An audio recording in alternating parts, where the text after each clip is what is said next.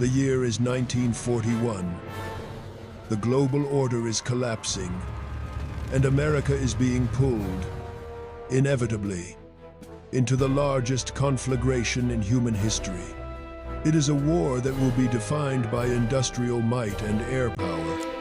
Yet, as the nation stands on the brink, its military high command remains crippled by a strategic vulnerability of its own making, a deep-seated, institutional refusal to believe that black men are capable of flying combat aircraft. For 2 decades, the Army Air Corps has insisted, often citing flawed and racist pseudo-scientific studies, that African Americans inherently lack the intelligence, the courage, and the reflexes required for aerial combat. This wasn't just casual prejudice. It was codified military doctrine, a doctrine that was about to collide with geopolitical reality. But First Lady Eleanor Roosevelt isn't buying it. In a politically explosive move in April 1941, she visits the Tuskegee Institute and takes a flight with Chief Civilian Instructor Charles "Chief" Anderson. The resulting publicity puts intense pressure on her husband's administration.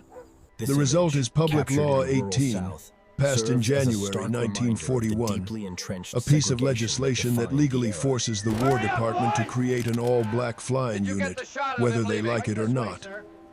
They do not like it. Not one bit. The Army Air Corps, forced into compliance, selects Tuskegee, Alabama. The location is a strategic calculation, deep in the heart of Jim Crow territory. It is isolated, rural, and far from the prying eyes of the national press. The institutional wager is clear. If these men are going to fail, and the brass fully expects them to fail, it will happen quietly. Tuskegee Army Airfield opens in July 1941, and it is a masterpiece of institutional sabotage disguised as compliance. The equipment is scrap, rejected by other bases. The runways are shorter. The aircraft are older, primarily obsolete PT-17 biplanes, and later, worn-out P-40 Warhawks. The maintenance facilities are makeshift. The first class of aviation cadets arrives to find instructors who have been explicitly told that these students will wash out at triple the rate of white cadets. Leading this charge is Captain Benjamin O. Davis, Jr., a West Point graduate and the son of the Army's first black general. Davis is a man forged in institutional hostility. He spent 4 years at the military academy, where not a single white cadet spoke to him outside of official duties. Now, he faces a far more hostile test, proving that black men can master the most technologically demanding form of combat in existence, while the system itself rigs the game against him. The training is deliberately brutal. At other bases, white cadets who struggle with navigation get remedial instruction. Tuskegee cadets who show weakness get eliminated. White cadets get multiple chances to pass check rides. Tuskegee cadets get one. The failure rate is engineered to be catastrophic. But something unexpected happens. These men, driven by a pressure that white pilots cannot comprehend, refuse to break. On March 7th, 1942, the first class of 5 pilots earns their wings. Davis, George Roberts, Mac Ross, and Lemuel Custis.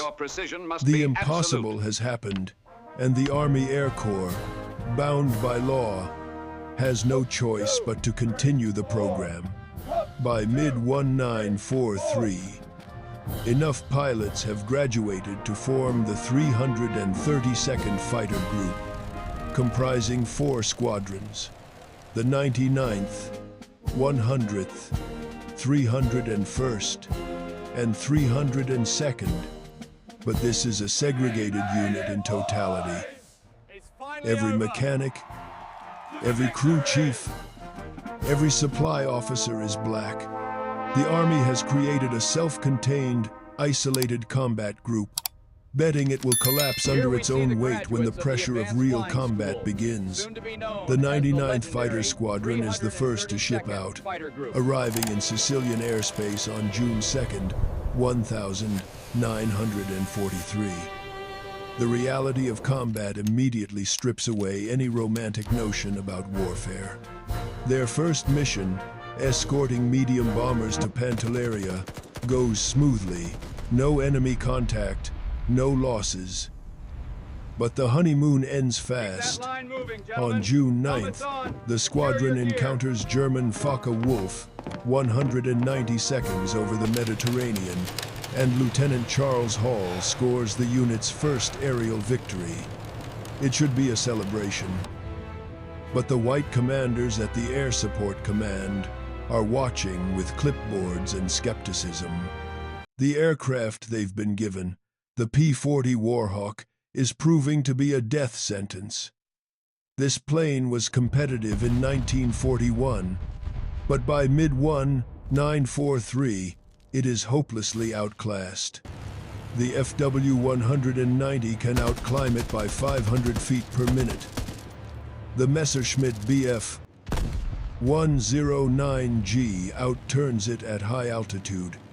The P-40's top speed of 360 miles per hour is beaten by Luftwaffe fighters pushing 390. You cannot chase what you cannot catch, and you cannot escape what is faster than you. The Tuskegee pilots are flying antiques into a modern war. Then comes July 2nd, 1943, the day everything nearly falls apart.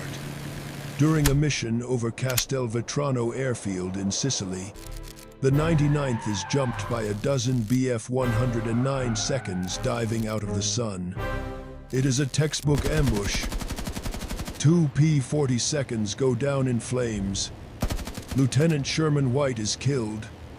Lieutenant James McCullen bails out over enemy territory and becomes a prisoner of war. The remaining pilots scatter.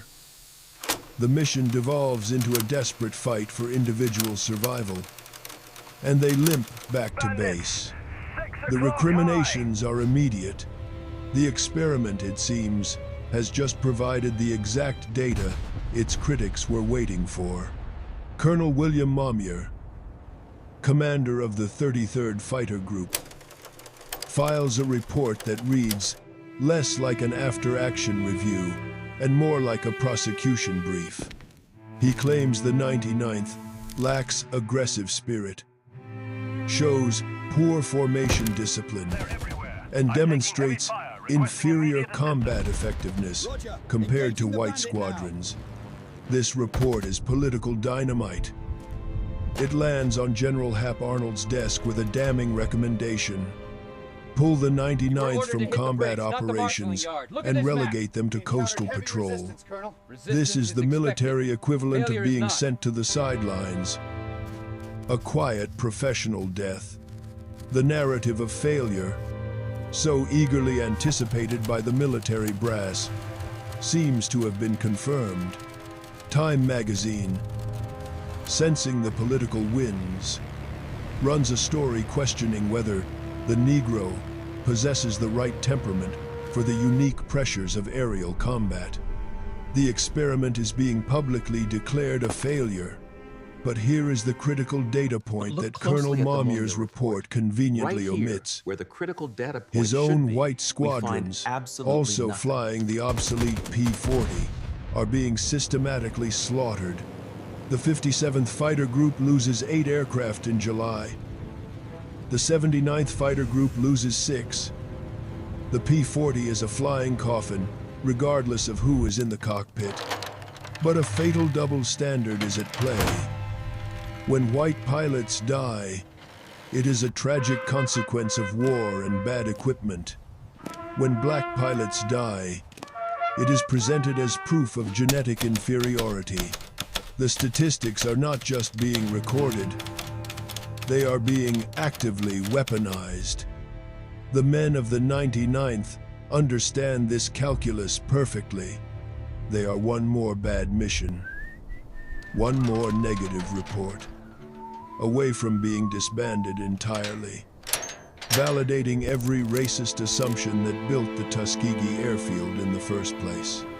Colonel Davis, recognizing the existential threat, requests an audience with General Ira Eaker, the commander of all Mediterranean Allied air forces.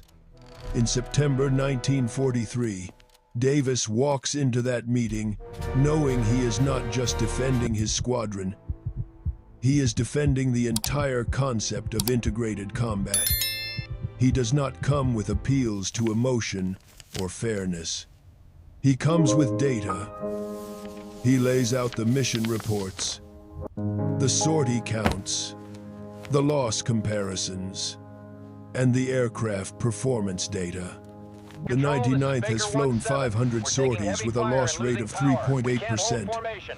The white squadrons in the same theater, flying the same P-40 seconds, have loss rates fluctuating between 3.5 and 4.2%. Statistically, his men are performing identically to everyone else, cursed with outdated aircraft. Eaker, a shrewd commander, looks at the numbers. He also looks at the strategic map of Europe. By late 1943, the entire strategic bombing campaign is hemorrhaging crews. B, 17 seconds, and B, 24 seconds, are being shredded by the hundreds over German targets. Colonel The Davis 15th Air Force needs every single fighter group it can field. Eaker's decision is not born of charity. It is born of brutal military necessity. He doesn't ground the 99th. Instead, he does something unexpected. He starts the paperwork to bring the entire 332nd Fighter Group, all 4 squadrons, to Italy, and crucially, to equip them with modern aircraft. The Tuskegee Airmen have survived the political ambush. They have proven they can withstand combat. Now, they are about to get the chance to prove they can win. In January 1944, the 332nd ships to Ramatelli Airfield on Italy's Adriatic coast. It is a muddy, windswept expanse of pierced steel planking and canvas tents. And waiting for them on the flight line are rows of brand new P-47 Thunderbolts. The Jug, as it's known, is a 7-ton beast. A high-altitude fighter with 850 caliber machine guns and enough armor to fly through a brick wall. For the first time, the pilots have a machine that is equal, if not superior, to their German counterparts. The equipment excuse, the last refuge for their critics, has just evaporated. The pilots love the P-47 Thunderbolt, but their time with it is short. By late May 1944, the 332nd transitions again, this time to the aircraft that will define the air war, the P-51 Mustang. As the P-51B and C models roll onto Ramatelli's muddy flight line, everything changes. This is not just an upgrade. It is a strategic realignment. With its revolutionary Packard-built Rolls-Royce Merlin engine, the Mustang can cruise at 360 miles per hour and hit 440 at full throttle. But its most important number is its range. With drop tanks, it can fly 900 miles. From Italy, Berlin is suddenly within reach.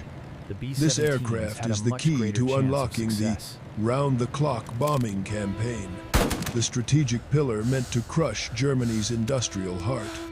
But this new capability comes with a new, politically explosive mission. The 15th Air Force is hemorrhaging bomber crews at a rate that threatens the entire campaign. The details here are precise. Fighter sweeps and ground attacks are out. Bomber escort is in. We have no choice but to proceed, This is the General. most sensitive job in the entire air war, as it places all black fighter pilots in a position of direct responsibility for the lives of all white bomber crews. The unspoken, racist calculus in high command is terrifying. If white pilots lose bombers, it's the fog of war. If the 332nd loses bombers, it will be cited for decades as proof that the entire experiment was a failure. Colonel Davis gathers his squadron commanders and lays out the stakes in the blunt, cold terms of survival. You will stay with the bombers. You will not chase glory kills. Don't miss a thing. You will bring those crews home. The Mustangs arrive in their standard olive drab camouflage, but Davis orders something unprecedented. He instructs his ground crews to paint the entire tail assembly of every P-51 bright, fire engine red. The 99th had used red trim in North Africa, but this is different.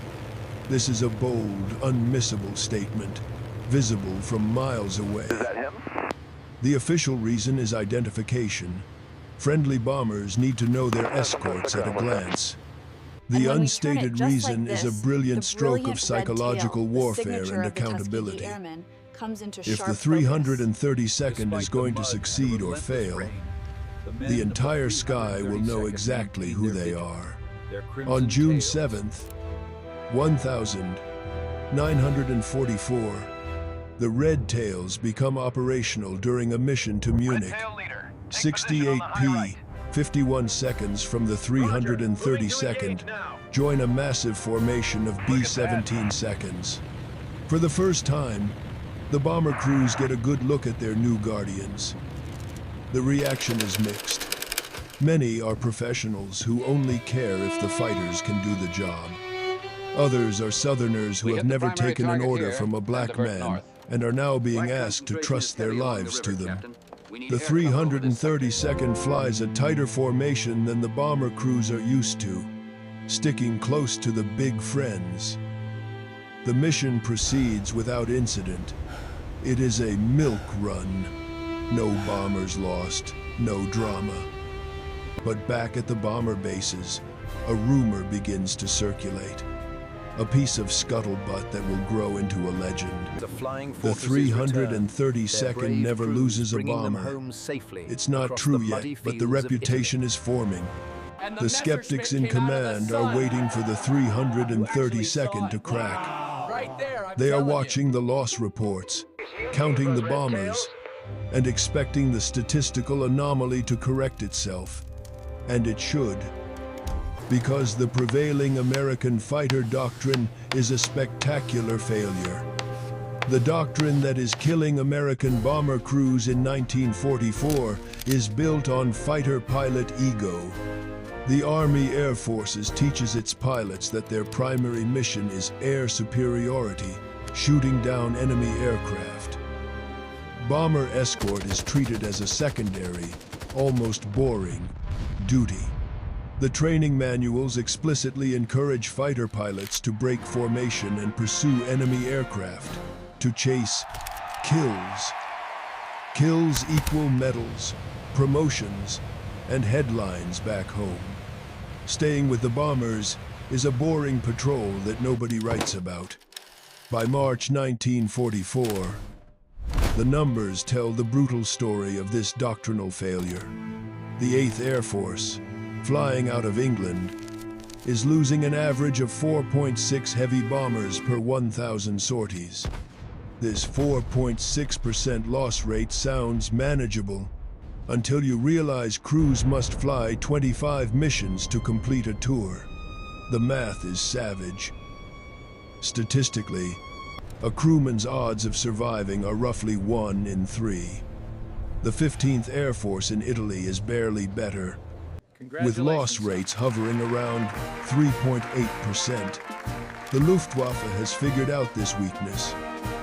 German fighter commanders use small decoy formations, a few Bf 109 seconds, flying provocatively to lure the American escorts into taking the bait. The moment the escorts break formation to pursue, Where were they? larger German attack groups, or Gefechtsverbände, dive on the now vulnerable bombers from different altitudes. It works horrifyingly well. On March 6th, 1,944, 69 heavy bombers are lost attacking Berlin in a single day. On March 8th, another 37 go down. The escorts are racking up impressive kill counts while the bombers they are meant to protect are being systematically annihilated. The incentive structure is completely backward. Pilots who stick with the bombers get no recognition, while pilots who chase kills become celebrities, regardless of how many bombers die on their watch. The March 24th, 1,944 mission to Berlin crystallizes this failure. 26 bombers are shot down over the target area, with escort fighters miles away, engaged in individual dogfights that accomplish nothing strategic. Bomber crews return to base furious, describing their escorts simply vanishing. Colonel Davis reads these reports at Ramitelli and recognizes an opportunity. His group is already under a microscope. That intense scrutiny, meant to break them, now becomes the leverage he needs. If the 332nd loses bombers while chasing glory kills, the experiment ends. But if his pilots can protect the bombers by simply staying where they are supposed to be, it will become undeniable proof of competence. Davis calls his commanders and issues orders that violate everything the AAF teaches. Stay with the bombers. No exceptions. The orders Colonel Benjamin O. Davis, Jr. issues are not just a suggestion.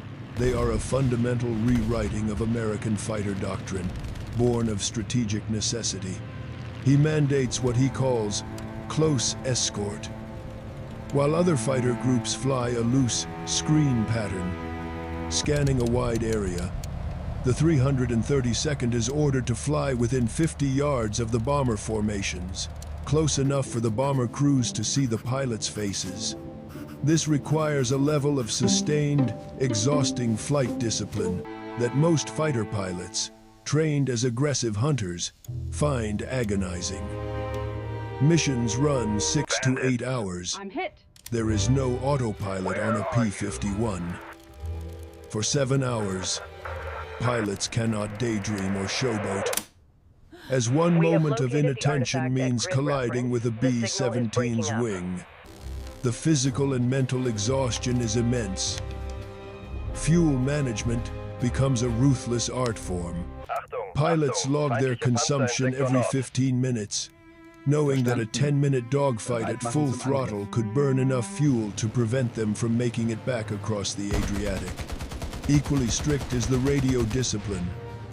While other groups chatter, cluttering the frequencies, the 332nd maintains radio silence except for essential contacts and navigation. This isn't just professionalism, it's a tactical advantage. German radio intelligence monitors Allied frequencies to vector interceptors. The 332nd silence makes them harder to track. The proving ground begins in April 1944. Missions to Bucharest, Ploesti, Vienna, every high-value strategic target. On April 12th, during a raid on the Steyr ball-bearing plant, German fighters make multiple passes. The Red Tails intercept every approach, shooting down 3 Bf-100 in 9 seconds without losing a single bomber. The pattern holds. Mission after mission. This relentless discipline is mirrored on the ground. The mechanics at Ramitelli, black men told their entire lives they weren't smart enough for technical work, perform miracles. They maintain one of the most complex piston engines ever built, the Rolls-Royce Merlin. In muddy, open-air conditions, achieving aircraft availability rates that match or exceed those of white groups with better facilities. A mechanical failure over Germany is a death sentence. The ground crews ensure the Red Tails fly the most reliable machines in the sky. Was ist das für ein Unsinn? Between June Ich verstehe es einfach nicht. 1944 Funktioniert das Radar überhaupt noch? and April They never left. 1945. The 332nd Fighter Group flies approximately 200 bomber escort missions. The number of bombers they lose to enemy fighters while under their direct protection is 0. Not 1. This statistical impossibility is engineered. The group uses a moving perimeter defense, with squadrons rotating positions high cover, low cover, and 2 side flanks. During the bomb run, the moment of greatest vulnerability, Davis's pilots fly as aerial bodyguards, bracketing the lead bomber to physically block interceptors. German pilots, accustomed to luring escorts away, are baffled. They make feint attacks, but the Red Tails refuse to chase. The bomber crews are the first to notice. They return to base, and in debriefings, talk about those red-tailed fighters who never left. The rumor spreads through the bomber bases at Foggia and Amendola. By summer 1944, the crews have a name for them: the Red Tail Angels. It becomes an unprecedented phenomenon. Heavy bombardment groups begin specifically requesting the 332nd by name for high-risk missions, infuriating some white fighter group commanders. The 15th Air Force Command simply looks at the loss sheets and grants the requests. March 24th, 1945, delivers the mission that cements the legend. The target is the Daimler-Benz Tank Works in Berlin, a 600-mile flight to the most heavily defended target in Germany. Near the target, a swarm of approximately Captain 25 Roscoe Brown, Messerschmitt Me Lieutenant 262 Earl seconds, Lane, and Second the Lieutenant world's Charles first operational jet fighters, attacks the Red Tails proved formation. their worth in the The Me skies over Europe. 262 is 100 miles per hour kill faster mark is than the testament to their P-51. skill and bravery. Conventional wisdom says a piston fighter cannot catch a jet. The Red Tails don't try. Adhering to their doctrine, they position themselves between the jets and the bombers, forcing the German pilots to bleed speed by maneuvering.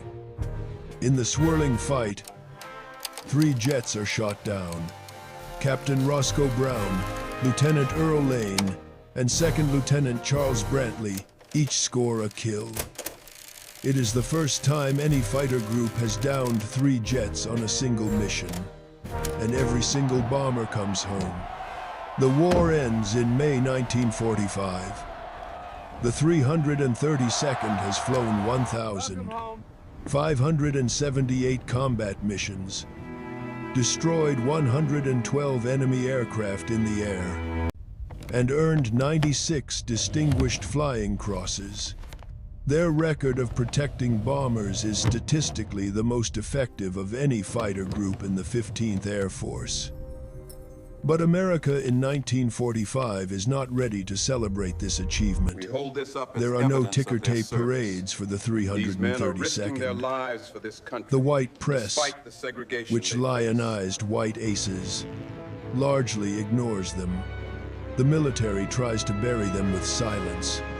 But the data, the undeniable, mathematical proof of their superior performance becomes a political weapon. When segregationists argue against integration, civil rights advocates point to the 332nd. You cannot claim a race is inferior when they have just proven superior performance in the most complex arena of war.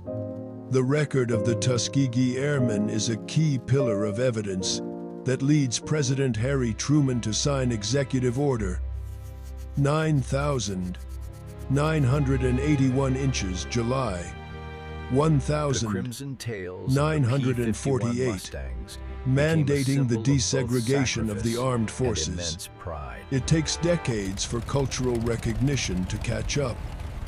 The 1995 HBO movie and the 2012 film Red Tails introduced their story to new generations. Finally, in 2007, President George W. Bush awards the Congressional Gold Medal collectively to the airmen. The tactical doctrine they pioneered, the "stay with the bombers" principle, becomes standard Air Force policy. A lesson in discipline written in blood and courage. The Tuskegee Airmen were given obsolete planes and sent to a segregated airfield to fail quietly. They returned as the most effective bomber escorts of the war, having proven they could not only fly, but innovate, adapt, and set a standard of excellence that changed the nation they fought for.